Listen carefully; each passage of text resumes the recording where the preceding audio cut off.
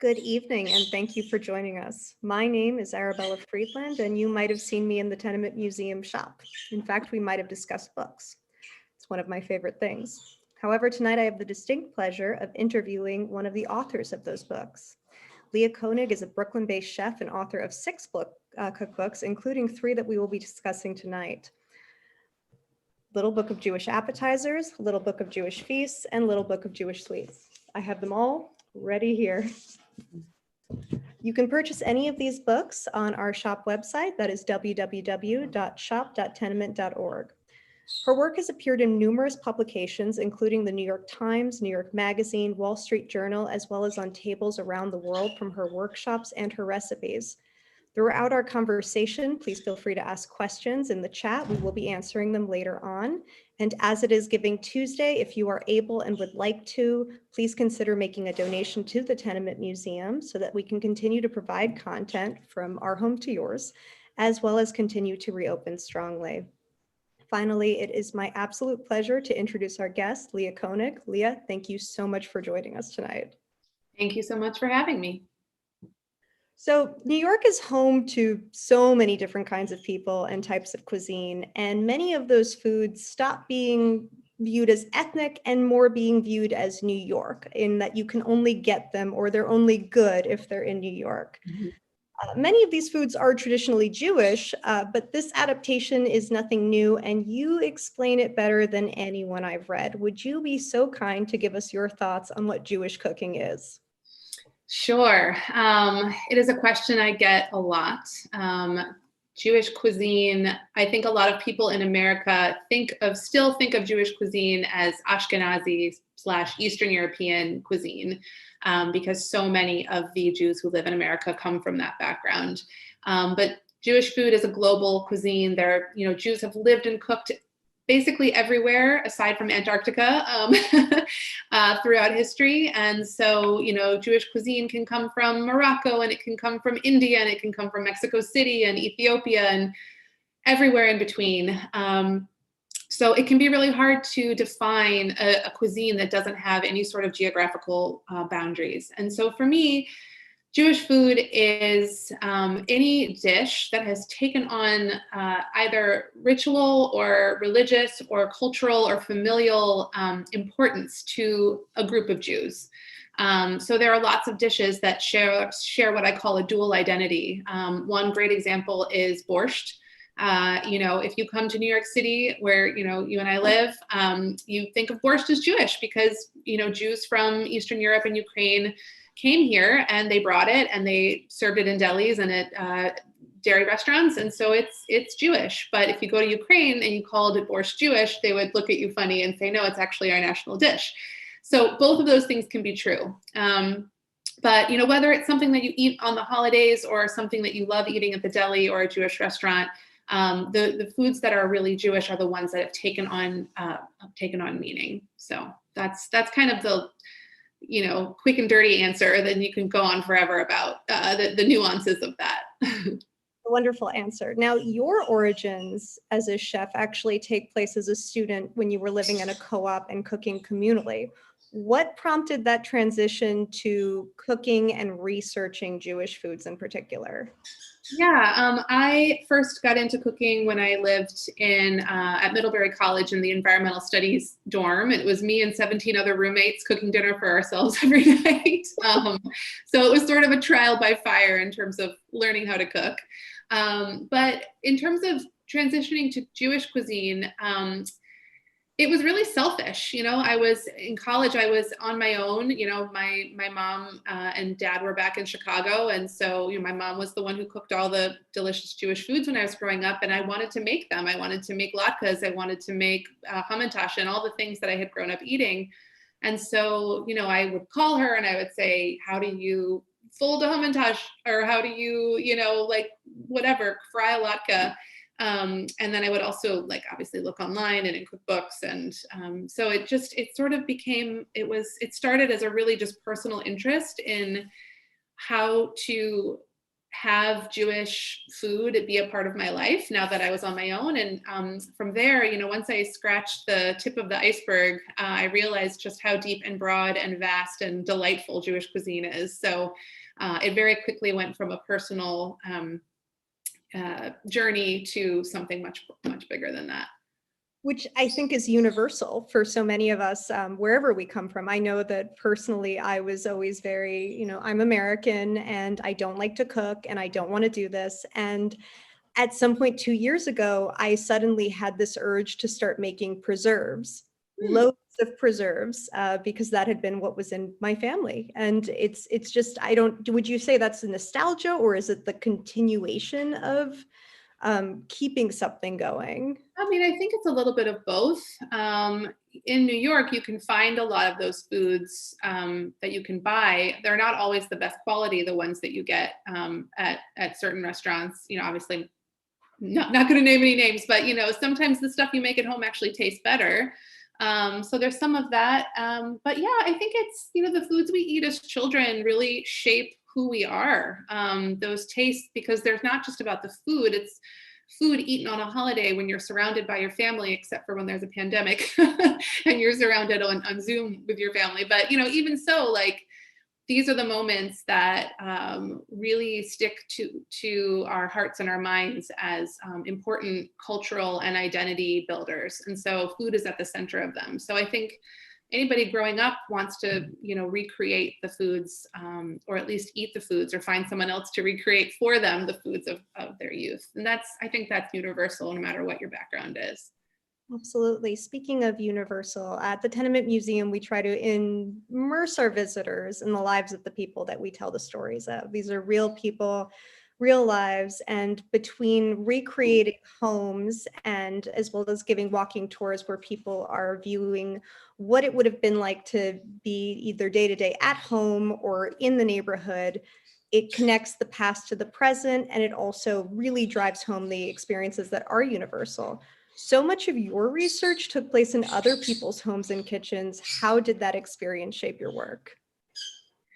Yeah, so, a lot of the time when I am researching for a cookbook or an article, I try to find somebody that I can cook with, because, as a professional cookbook author, I believe in the power of the book to be able to transmit a recipe, but there are certain times when the quickest way to learn how to do something is to actually watch someone do it. So, again, in non-pandemic times, whenever I'm traveling anywhere, whether it's for work or for pleasure, I try to seek out somebody from the Jewish community, if there is somebody there to cook with.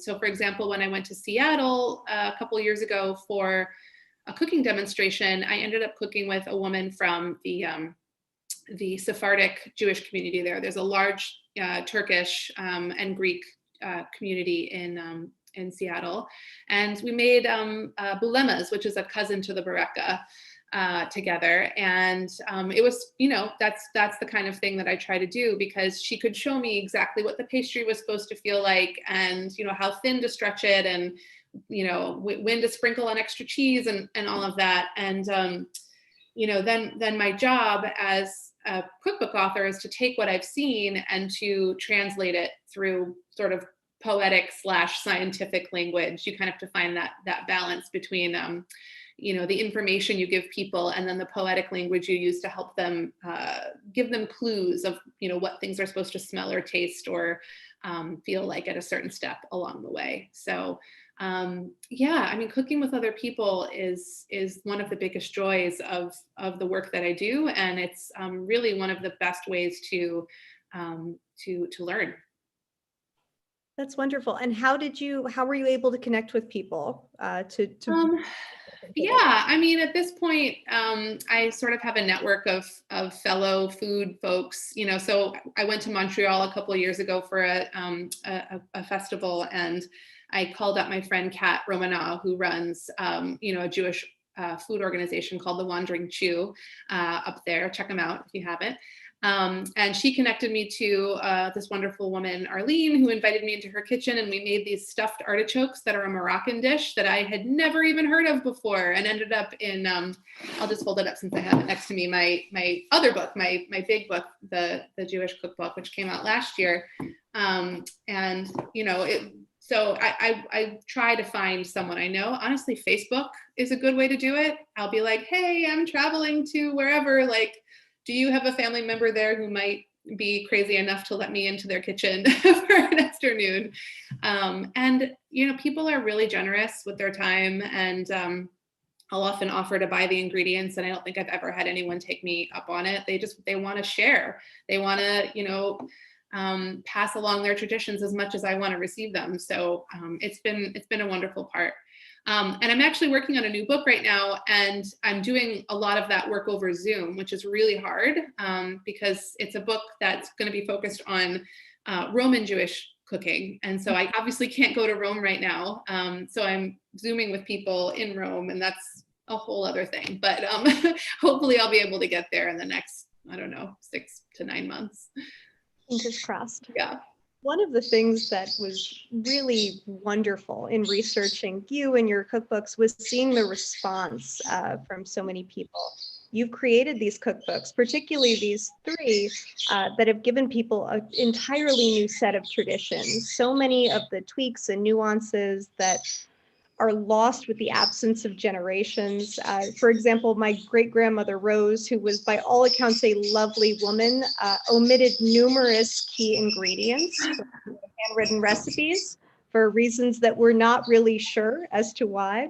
And so sometimes it's just impossible to repeat recipes. And often the idea of making these very familiar meals without familiar spaces, especially around the holidays, especially around this year in the holidays, is too upsetting. How does it feel for you to be a key ingredient in so many new traditions on so many holiday tables? Yeah, there's a lot in that question.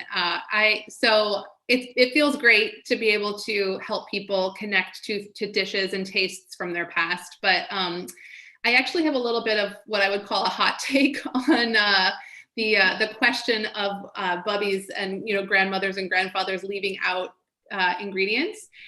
I have to tell you, you know, I do a lot of cooking demonstrations in synagogues and JCCs and wherever around the world.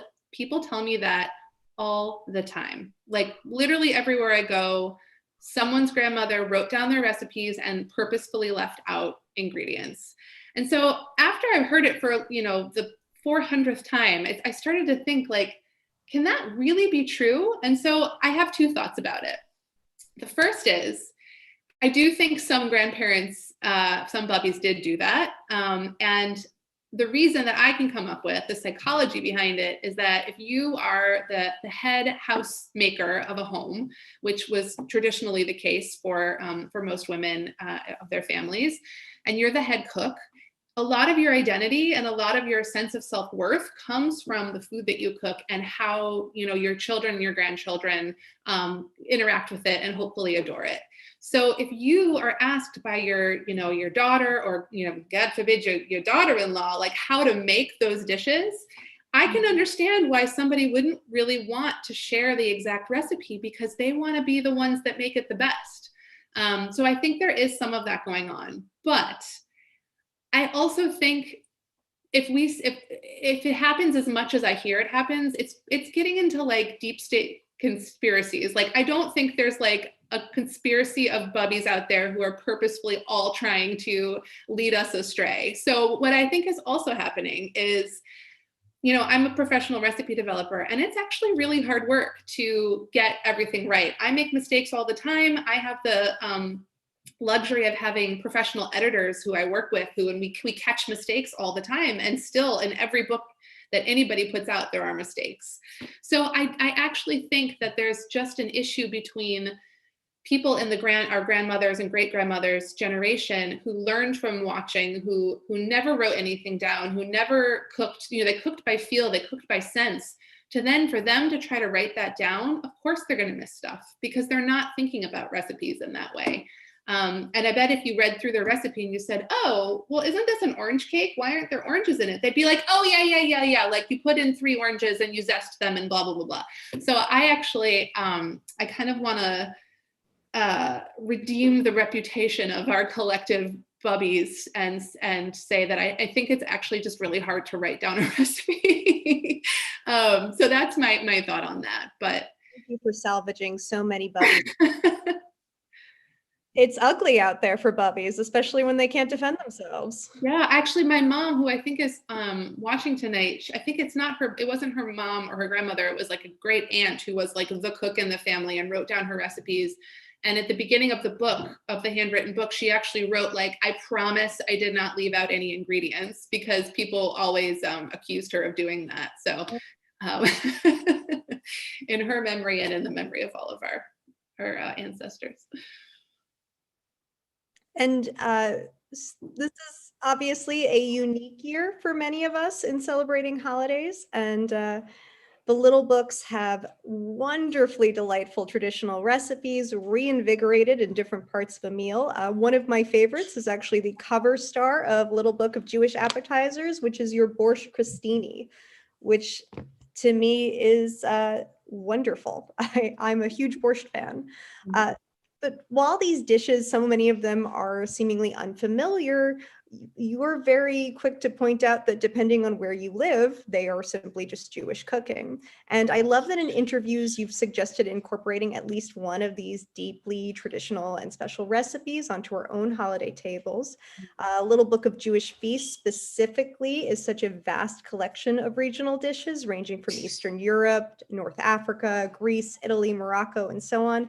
Is there a recipe along the way that felt like a turning point for you, whether it was one of difficulty, one that connected to you personally, or one that you felt shed a new light on the cuisine and on regional recipes in general?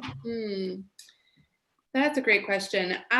So when I'm doing sort of the conceptualizing of what I want in a book, I try to find a balance between dishes like the Borscht Christini that take familiar flavors and turn them on their head in like a creative and innovative way, right? So the Borscht Christini is literally borscht on bread. It's roasted beets and carrots, and it's creme fraiche and dill and pickled onions, and it's a lot easier than it sounds, like what I'm saying now. So that is a way of taking something that is deeply familiar and finding a new way to do it.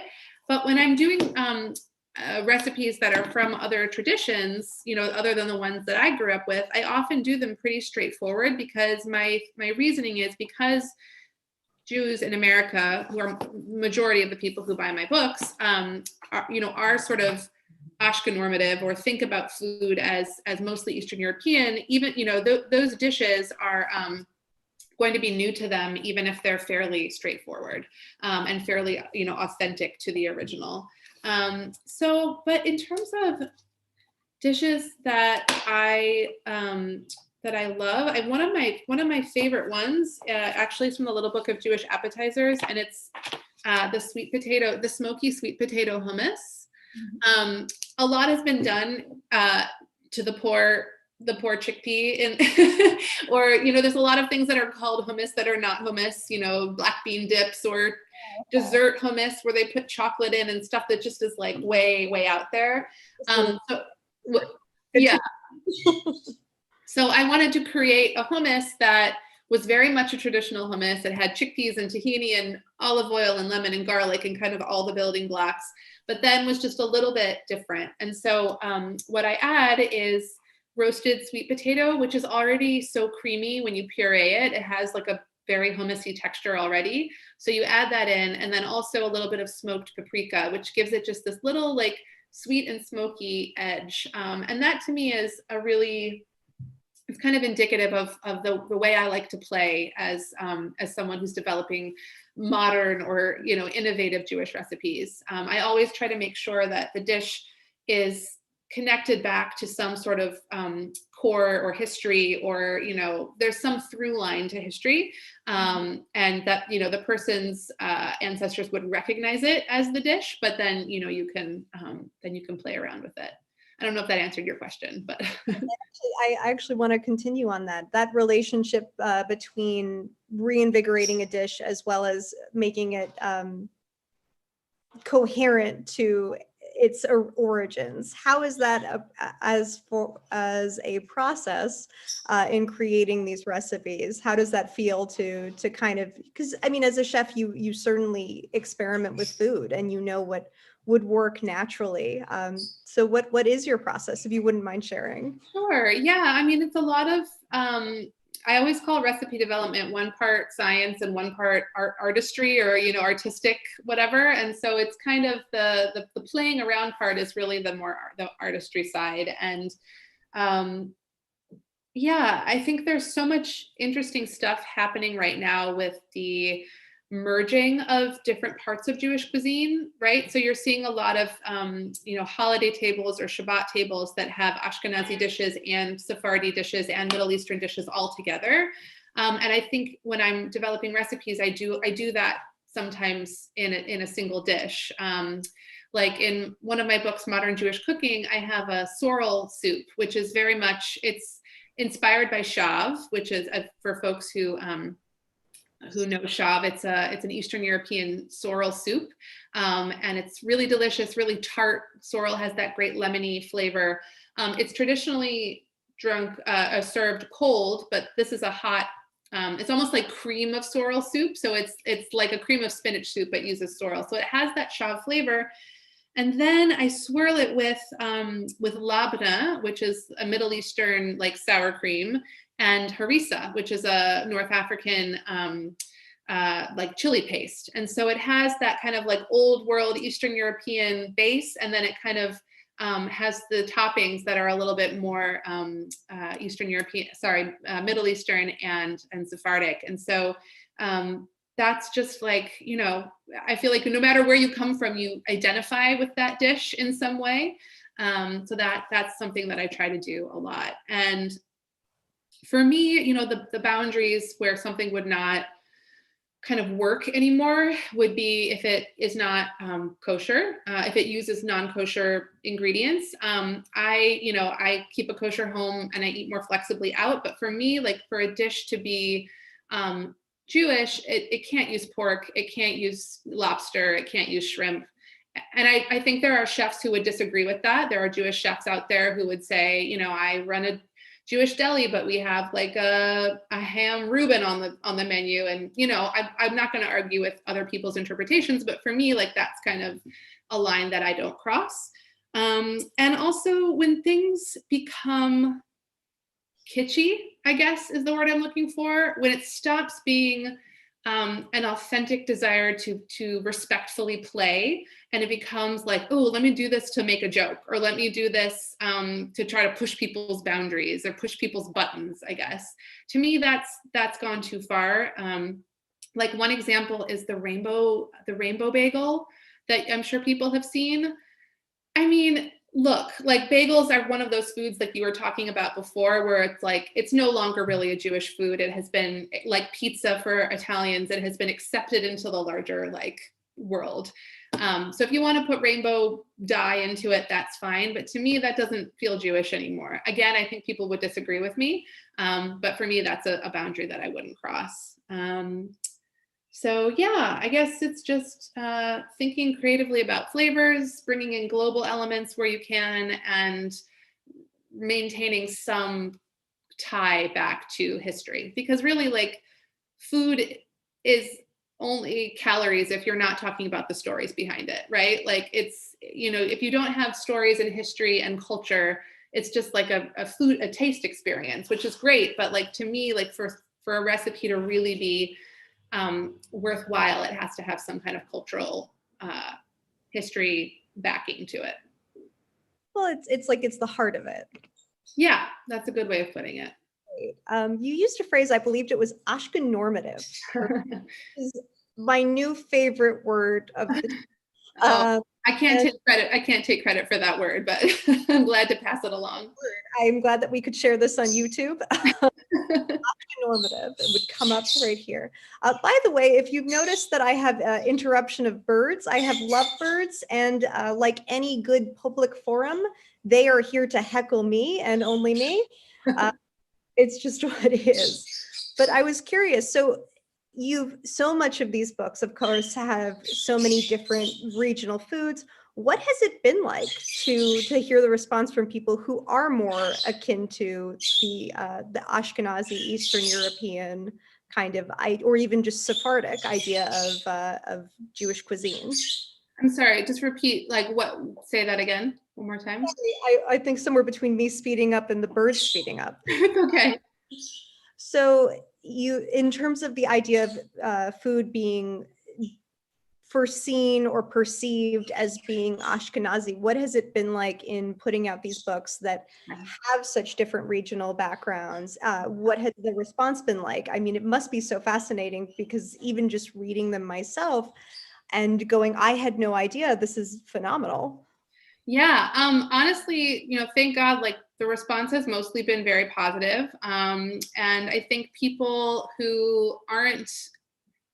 are aware that there's other cuisines in Jewish cuisine, but they just don't necessarily know much about them. Obviously, some people do, but some people, a lot of people don't. And so I think there's a lot of genuine delight and curiosity and surprise that comes from hearing that there are other traditions that mirror Ashkenazi traditions, but are, their own thing. And yeah, I've heard a lot of people say like, oh, I made, I don't know, let me look. The Little Book of Jewish Feasts, for example, there's a recipe for pesche alla braica, which is a sweet and sour Italian fish dish made with pine nuts and traditionally with raisins, but I used grapes because I liked the juicy bite of the grapes.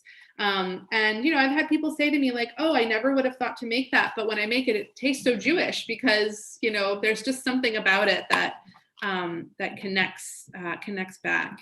So it's been really gratifying to see people not just enjoy the recipes, but enjoy learning about their own tradition in a new way. Or, sometimes I get readers who are not Jewish, who come from the country that a recipe is from, and they're like, oh, my family made it like that, like, similarly, but we used this ingredient instead of that ingredient. Or, oh, my family made the exact same dish, but we served it for Ramadan or Easter instead of, Passover or Rosh Hashanah or whatever. So that's also really, really fun because ultimately food is it's not linear in any way. And it's not, one country doesn't own a recipe. There's always, since throughout time, there's been, recipe sharing and traders and people kind of mucking up our notions that food is this very monolithic thing. And so I think people really are delighted to be able to make some of those connections by reading it. So that makes me very happy. And you've written about how most of Jewish cuisine is really about siphoning and adapting wherever Jewish people were living at the time. So yeah. It's a wonderful sort of circle. Yeah, yeah. I like to say that Jews are less creators of new cuisines and they're more innovators and adapters and transmitters. So we take the foods of our neighbors, no matter where we live, and we bring them into our own kitchens and we change them for the kosher laws, and we change them for what, the holiday specifications and Shabbat and all of that. And then when we move as people, which has happened all the time forever and it's continuing to happen, we bring those dishes somewhere. And so we adapt them and then we transmit them. And I don't think that's a bad thing. I think that's a wonderful role to play in the world of sort of larger global cuisine. Absolutely. I mean, just again, to talk about New York and this idea of how much food that we have, it's never a negative thing. It's wonderful to have this many variations of food and for it to continue to adapt and be something else. Yeah. I do want to get into the myth or idea of bad Jewish food, which has haunted everyone. To me, it seems as though it was lumped in with post-World War II mid-century cuisine. Just looking at some of the ingredients or the ideas, Do you think this is more about like a few bad familial dry briskets or some lumpy, brick kugels? Or is it more of a reflection on the ingredients that were used at the time, or maybe even just some weird like inside joke that everyone got to doing a little too much? Yeah, I think it's a combination of all of those things. I mean, I think there's something fun for a certain generation of Jews, especially the ones in maybe my parents and or some of our grandparents' generations, where they were Americans. They were Eastern Europeans who were trying to find their way in America and trying to make their place in this country. And a lot of that included kind of a pushing down of the things that made them particular, and not being too Jewish or too, not being the kid with the stinky full sour pickles in their lunch, or the kid who ate all the garlic, and so I think there's some generational stuff. And a lot of it came out of like the Borscht Belt humor also, of like, oh, my mother's, latkes was so heavy, you could use them as hockey pucks or whatever. But I think it's partly a humor thing and partly a self-deprecating thing that comes along with becoming an American and making your place. And I think it's also that a lot of these foods kind of grew up in that post-war era where people were using Lipton soup mix for their brisket, and they were using, like Heinz chili sauce and all these other sort of convenience ingredients. And not that there's anything inherently wrong with them, but they were kind of not really the original foods anymore. And they weren't great quality ingredients, right? A lot of those things use corn syrup, or they have preservatives, or they have MSG, or things that made them not taste as good. And so I think what you're seeing now is a lot of chefs and cookbook authors and home cooks say, these traditions actually have a lot to share. And let me make a brisket that has that same sweet and sour flavor profile, but let me use red wine vinegar and brown sugar to get that sweet and sour, instead of just dumping in Heinz, ketchup and a can of Coca-Cola. Honestly, I love Coca-Cola brisket. I've had it before. It's delicious. It's exciting to see people taking these older recipes and finding ways to elevate them again, because I think they're inherently great. And I hate when people, make fun of Ashkenazi cuisine as being brown and beige and bland and overcooked and lumpy, because it doesn't have to be that way. And the Ashkenazi cuisine actually had like a wonderful summer kitchen, right? Like foods that were eaten when there were fresh vegetables and available.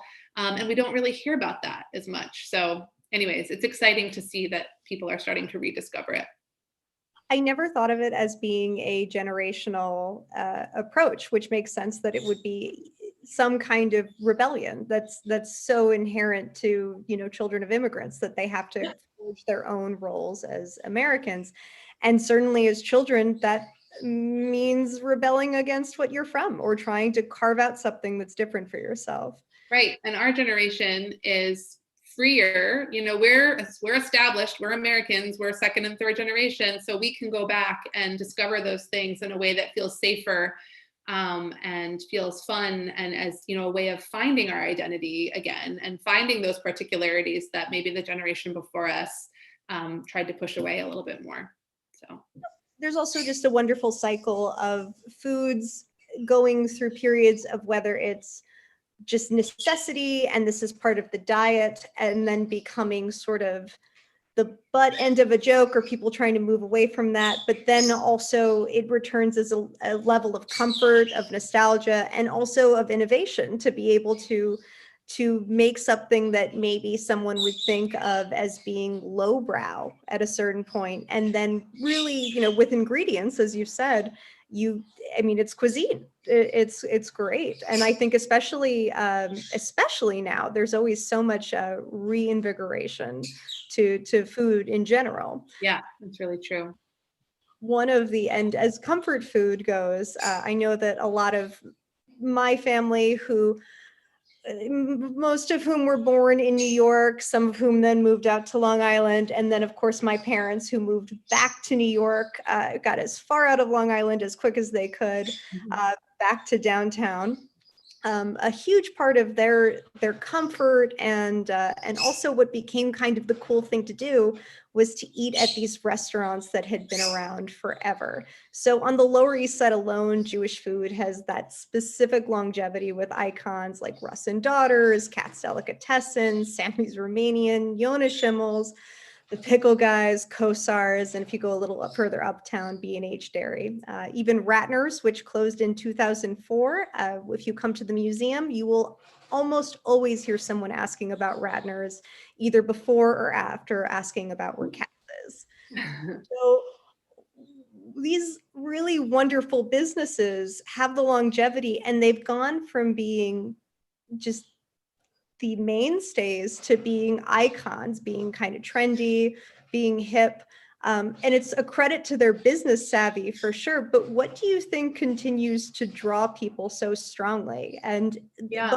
like something social and cool to do late at night, as well as just tourism to these places.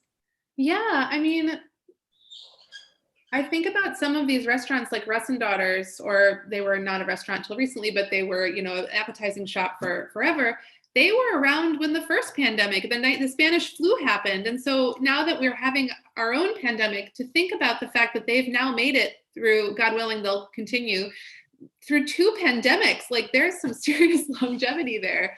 So you know, and also, when they were first getting started, they were one of a crowd. Now they're one of, you know, I think you named maybe between half a dozen and a dozen places, but back in the early 1900s, there were hundreds, if not thousands, literally, of delis in New York City.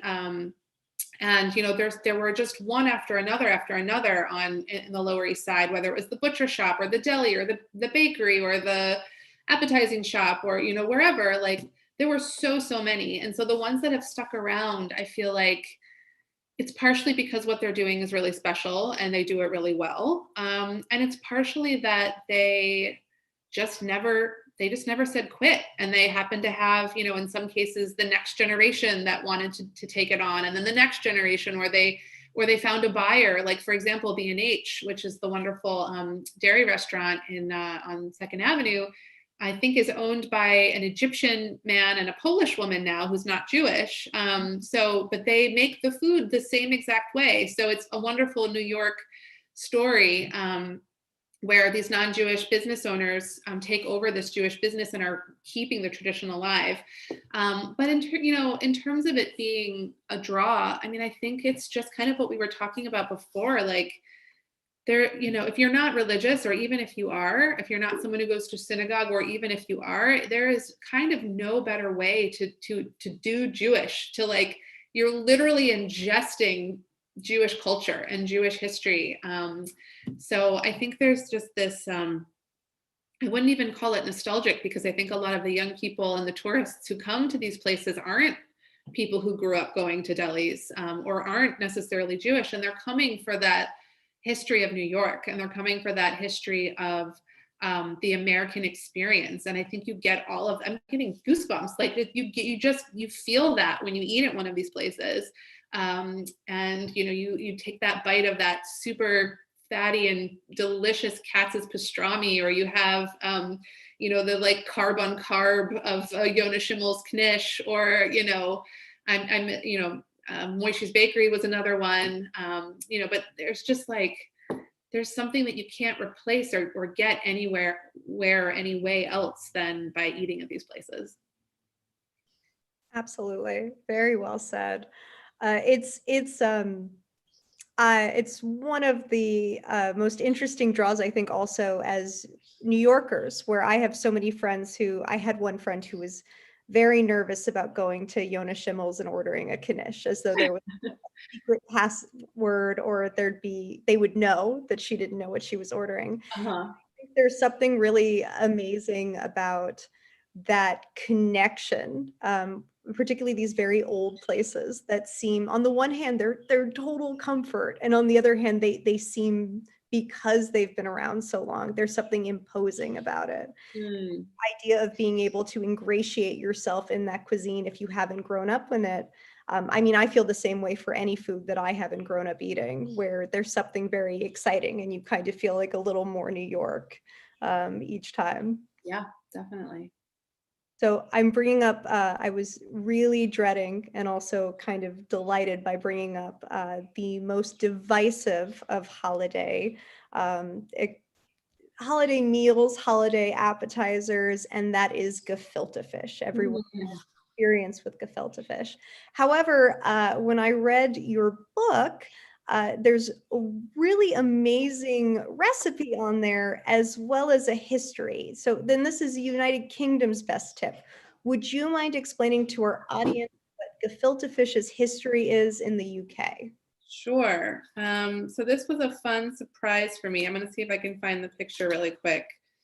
So I actually was once at the Museum of Jewish Heritage. I was on a panel that was literally all about gefilte fish because it is such a divisive and beloved and reviled, and everyone has an opinion about gefilte fish, no matter what it is.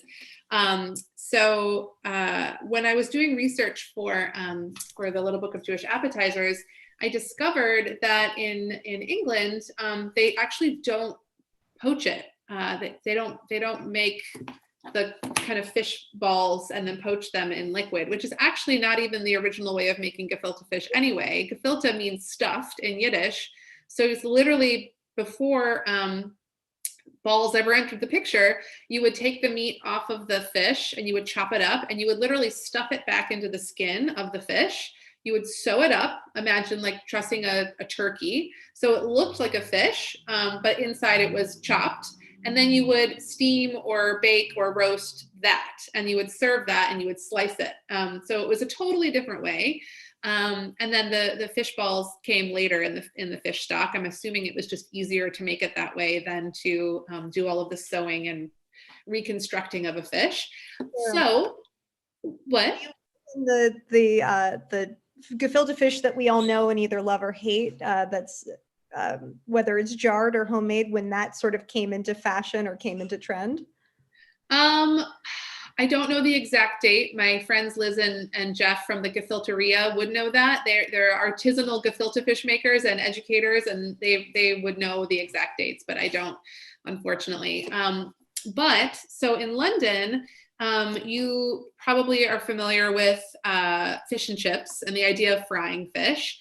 Which actually has its ancestry in the Spanish, Portuguese Sephardim who moved to London. So fish and chips is actually originally a Jewish dish, which is another piece of history.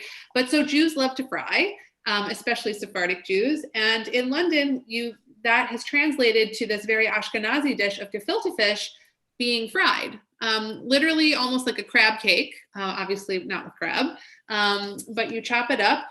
And you make it the same way with the matzah meal and onion powder and the fish and all of that, and then you form it into patties, or sometimes into balls like a falafel style ball, and you deep fry it, and it's so delicious. I don't really love gefilte fish in its poached form at all. It's never something that appealed to me, but I do love it in its fried form because anything fried is delicious. So, that's something that people who are sort of on the fence about gefilte fish or don't really like it can try, and maybe it'll change your mind. Speaking of, besides gefilte fish, are there any dishes that are just a pass for you? Please be brutal. Tell us which ones. Two. One I'm ashamed about and one I'm not. So the one I'm ashamed about is I can't eat herring. I don't love like strong fishy flavors at all. I never have. And to me, herring I respect it. I understand its importance in at the Kiddush table and in the larger world of Jewish cuisine, but I just can't stomach it. It's too briny and fishy and slimy and not my thing.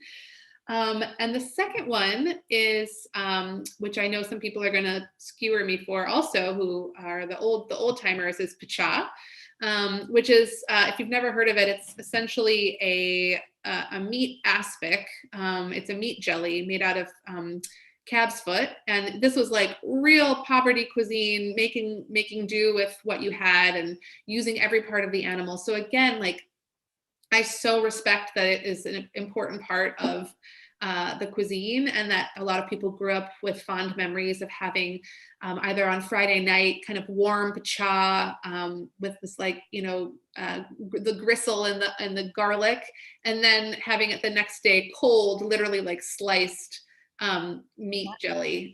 It, to me, is, I'm too 21st century for that to appeal. So yeah, I can't do either of those. But no disrespect though. I don't think you're judging anyone, but I think that's fair. I don't think anyone would judge you for not being not craving meat jelly. And in France, meat aspic is a big deal. People eat it, so I'm sure in France, like, pacha would be all the rage, but I just can't. Maybe it will be. Maybe that's coming next. Maybe. So, of course, I'd love to get into the last but not least of your little book series, which is the Little Book of Sweets. There are so many wonderful recipes.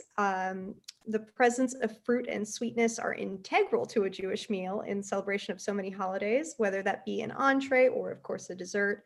What are your favorite connections of sweets to celebrations? And are there any desserts that you think deserve a little more fanfare than they get? And are there any that you think are a little overrated?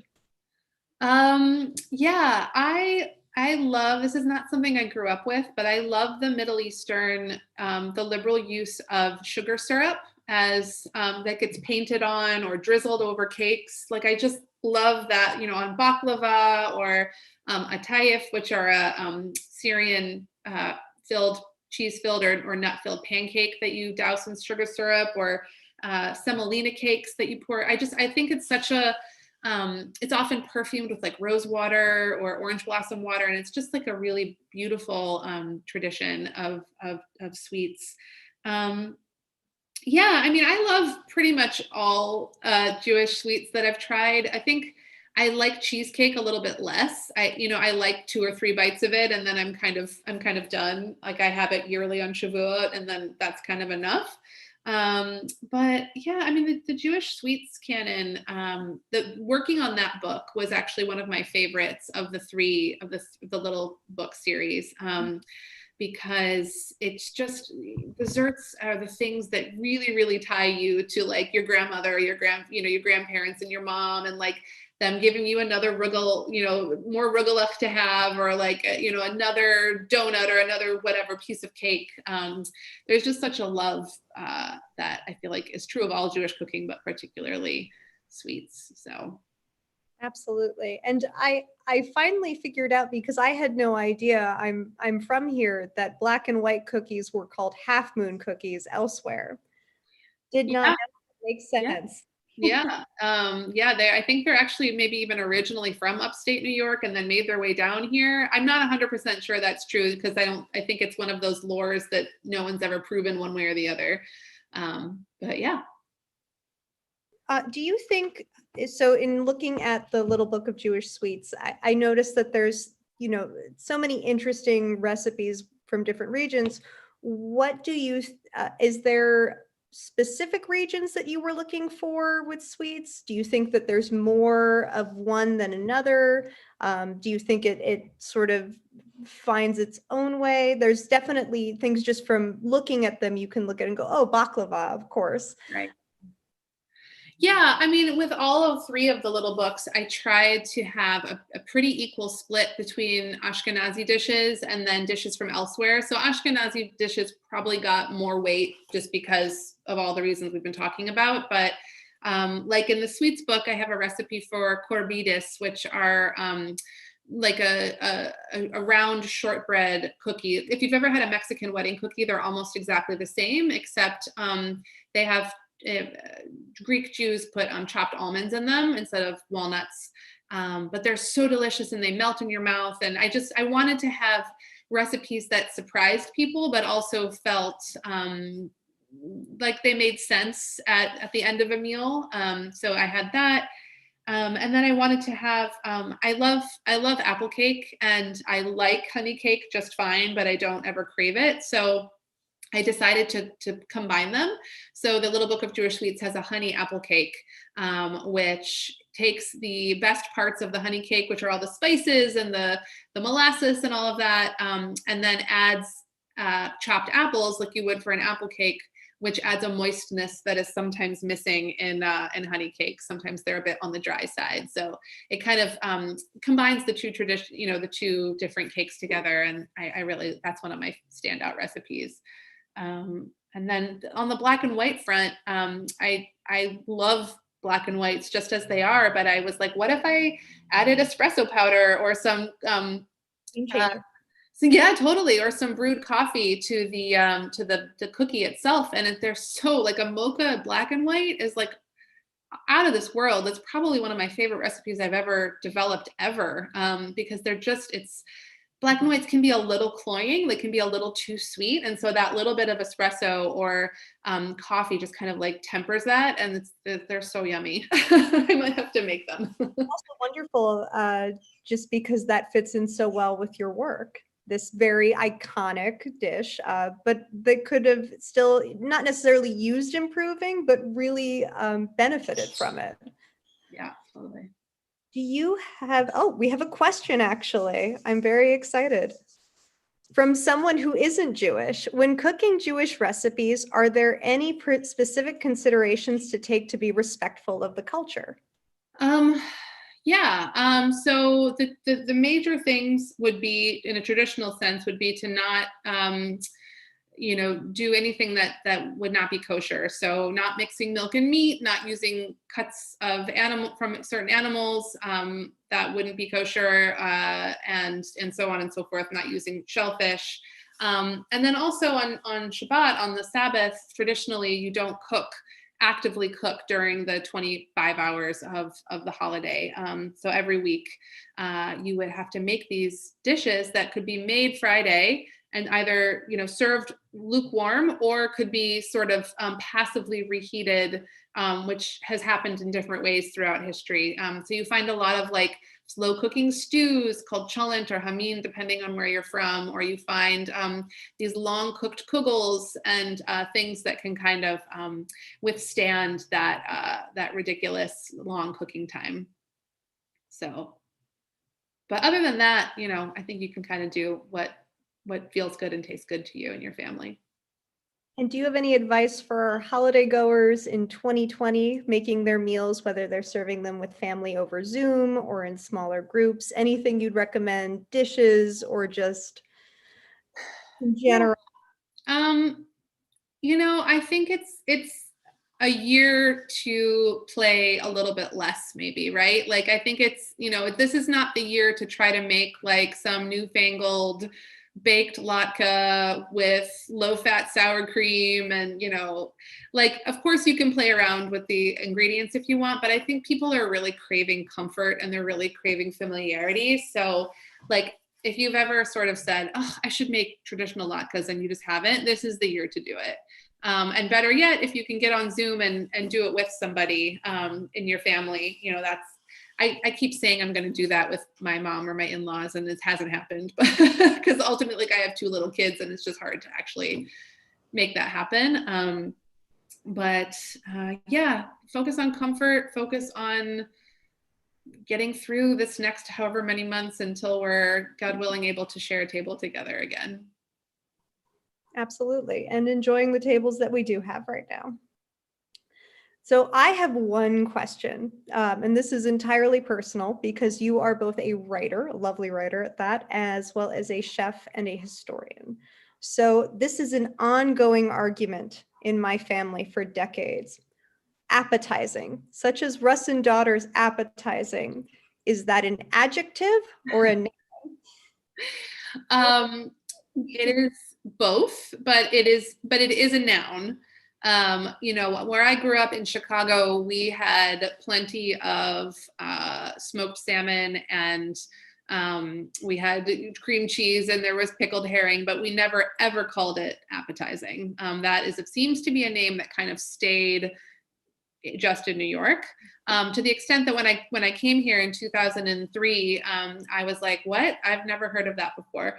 But when you're in New York, if you would say go to the appetizing store and get like a quarter pound of appetizing, or whatever, like people would know what you meant. So it's a noun and an adjective. Okay, so both of my parents were right, but my mother is a little more right. That's great. As it should be, as it should be. My mother is also watching tonight, so she is probably doing a little cheer, which is great. We're just about at the end. I wanted to thank you so much for joining us. I want to thank you deeply for writing these books. They're lovely, and they were a lot of fun to use for this holiday season in preparation just for myself. So I recommend that our viewers do the same. Once again, they are available on the Tenement Museum's website. That is shop.tenement.org. There we go. I can also do that. We representing Leah Koenig. And is there anything you want to tell us about your new project a little more before we, yeah? Sure. Yeah, I'm very much at the beginning of it, so it won't be out for a couple of years yet. But so my most recent book, as I mentioned before, was this 425 recipe global Jewish book, which was a labor of love and was an amazing project. But so after that, I was like, where do I want to go after I've literally written what feels like an encyclopedia of Jewish cuisine? And I realized for me, the moments and the meals that I had in Rome's Jewish community were some of the most formative of my life. My husband and I traveled there on our honeymoon when we were in our early 20s, and we had this Shabbat dinner at a kosher caterer there. And I was a vegetarian at the time, I had been a vegetarian for almost 10 years. And we got to his house, and it was literally like a table filled with meat dishes, glorious, chicken and celery stews, and this beautiful pot roast made with red wine and all this stuff. And then one little plate of polenta on the side as the starch. And I remember I turned to my husband and I was like, if the phrase "when in Rome" ever applies, this is it. I'm going to eat that delicious dinner and I'm going to enjoy it. And it was the downfall of my long-term vegetarianism. But it also, very briefly, I'll get more to it in the book, but Italy's, and particularly Rome's Jewish community, is the oldest in Europe. It goes back to the 2nd century BCE, and it has been in existence since then. So there's this very long, old, overlapping, beautiful history, including some very painful 300 years where Jews were living in the ghettos. And so it was basically like a petri dish of Jewish culture. So, to me, it was that first moment where I was like, oh, Jewish food is more than Ashkenazi and Sephardi and Middle Eastern. There are these other communities that kind of predate that or exist outside of that. So it was very much like a mind expanding experience where I realized that Jewish cuisine was so broad and vast. And so for me, it's just a place that's always held a lot of emotional resonance. So I'm hoping that the book will help, shine a light on that cuisine and the people there. And it's just so delicious. It's so simple, and vegetables and, anchovies and fried artichokes. And I mean, it's just it's insanely delicious food. So that's what I'm working on now. That is something to look forward to in the next few years. Thank you so much for joining us. Tenement Museum viewers, thank you for joining us. If you are interested in learning more about the Tenement Museum, please join our newsletter, once again, at www.tenement.org. You will get first dibs on information as to what's going on here. And thank you guys so much. Have a wonderful evening, and thank you, Leah. Thank you. It's my pleasure.